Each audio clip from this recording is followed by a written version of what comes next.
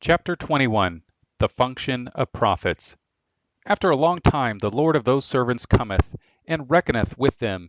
And so he that had received 5 talents came and brought another 5 talents, saying, Lord, thou deliveredst unto me 5 talents. Behold, I have gained beside them 5 talents more. His Lord said unto him, Well done, thou good and faithful servant. Thou hast been faithful over a few things. I will make thee ruler over many things. Enter thou into the glory of thy Lord. Matthew 25:19 through 21. This passage appears in the most famous passage of the New Testament that deals with the final judgment. It is a parable about an owner who entrusts coins to 3 servants. The servants are the stewards. He then leaves. When he returns, he demands an accounting. 2 servants produce a profit. The third buried his coin. The master has no gain on his investment. The master condemns the man. This was one of Jesus' pocketbook parables. He knew that his listeners were interested in money. He knew they would understand the parable.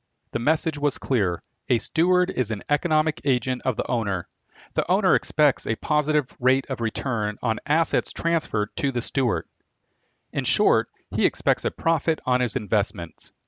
Breaking even is not good enough. It is clear how he would have regarded a loss. The language of business is obvious. There is capital.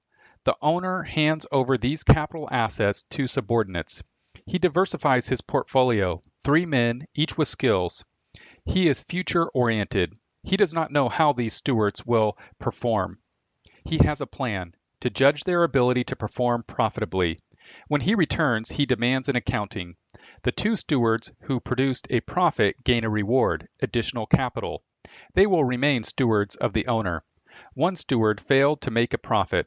He is fired permanently. There is no hint that profits are evil. There is more than a hint that losses are to be avoided. If breaking even gets you fired, think of what the consequences are for losses. Why would Jesus use this as a parable of the final judgment? Because the final judgment is the archetype, the ultimate model for all accounting.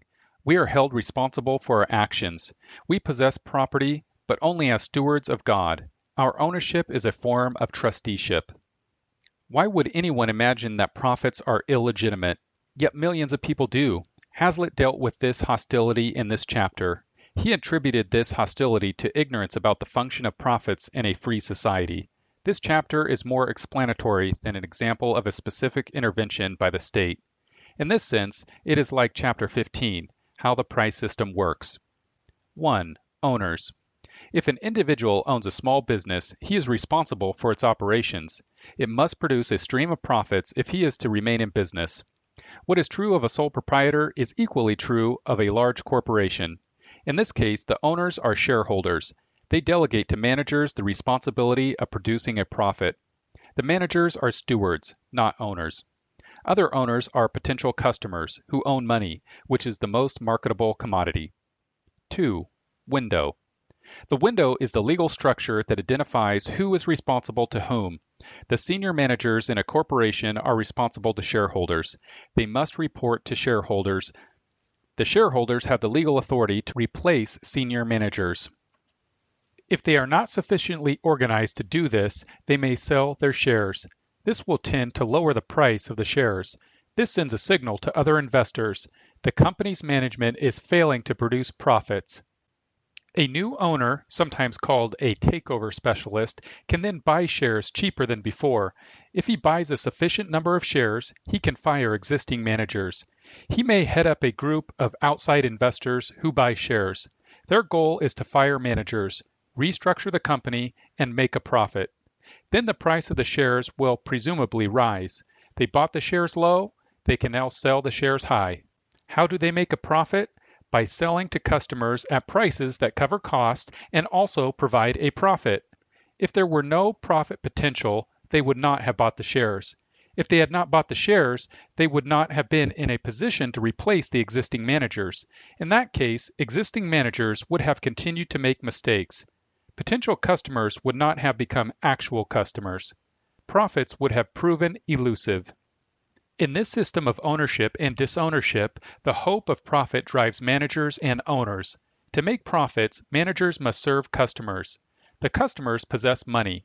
Their decisions to buy or not to buy determine retroactively which producers were successful with their plans.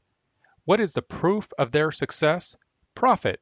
The profit system delivers planning and production into the hands of entrepreneurs, but the success of their plans depends on customers. Customers hold the hammer. Their retroactive control over the production process depends on the profit and loss accounting system. This system is future-oriented. It is based on an inescapable fact. No one knows the future perfectly. No one knows what customers will want in the future, in what quantity, at what price, and in what location. This includes customers. Customers expect businessmen to guess what customers will want in the future and then plan for this. The free market's rule is this: sellers compete against sellers. Buyers compete against buyers. With respect to competition among sellers, Hazlitt wrote this: the function of profits, finally, is to put constant and unremitting pressure on the head of every competitive business to introduce further economies and efficiencies, no matter to what stage these may already have been brought. In good times, he does this to increase his profits further. In normal times, he does it to keep ahead of his competitors. In bad times, he may have to do it to survive at all. For profits may not only go to zero, they may quickly turn into losses, and a man will put forth greater effort to save himself from ruin than he will merely to improve his position. The stewards have four-way responsibility: upward to the owner, outward to customers, downward to any employees, and inward to themselves, their goals, dreams, and standards. 3. Stone. Hazlitt was not clear about the nature of the stone. One possibility: government price fixing. One of the greatest dangers to production today comes from government price fixing policies. Not only do these policies put one item after another out of production by leaving no incentive to make it, but their long-run effect is to prevent a balance of production in accordance with the actual demand of consumers. Another possibility: a profit ceiling. But if profits are limited to a maximum of, say, 10% or some similar figure, while the risk of losing one's entire capital still exists, what is likely to be the effect on the profit incentive, and hence on employment and production? The wartime excess profits tax has already shown us what such a limit can do, even for a short period, in undermining efficiency. Could this be an excess profits tax? These were imposed in World War II. He offered no other examples. He could have. Business taxes of any kind restrict profits. Government regulations reduce profits. But these laws are not passed in the name of limiting profits. On the whole, American voters have been unconcerned politically about high business profits. They have not pressured Congress to pass laws with a specific goal of limiting profits. 4. Costs. The main economic cost of the broken window is a reduction of customer authority. The business owner and the senior managers must pay attention to state bureaucrats who have the power to impose losses. The degree of authority possessed by customers is reduced. Profit and loss now depend increasingly on meeting standards set by bureaucrats. In the name of protecting consumers, bureaucrats reduce the authority of customers by reducing the customer's ability to reward successful businesses. Hazlitt wrote, one function of profits, in brief, is to guide and channel the factors of production so as to appropriation output of thousands of different commodities in accordance with demand. No bureaucrat, no matter how brilliant, can solve this problem arbitrarily. Free prices and free profits will maximize production and relieve shortages quicker than any other system. Arbitrarily fixed prices and arbitrarily limited profits can only prolong shortages and reduce production and employment. This interference by the state reduces the flow of information from customers to business decision makers. This flow of information is based on prices and accounting. The decision makers need this information to guide production in order to meet future customer demand. The state's interference with profits is like tossing mud balls onto the windshield of a race car in the middle of a race. 5. Consequences.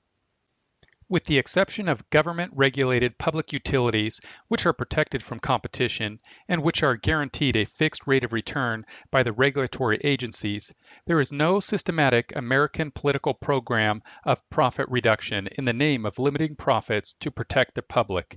This is advantageous for customers. Conclusions. Profits are ethically legitimate. Jesus taught this. Hazlitt did not mention this. Profits are necessary for society. Jesus implied this. Hazlitt was explicit. Someone must guide production. Who should this be? Someone will consume production. On what legal basis? Every society must answer these questions. 1. Who is in charge? In a free society, these, owners. 2. Who serves as economic agents of the owner? In a free society, these, entrepreneurs. 3. What are the rules? In a free society, these, make profits, not losses. 4. What are the sanctions? In a free society, these, profits and losses. 5. Which organizations inherit? In a free society, these, profitable ones. Profit and losses are the sanctions in a free market social order. Without these, producers are flying blind. Without these, customers lose control over who wins and who loses.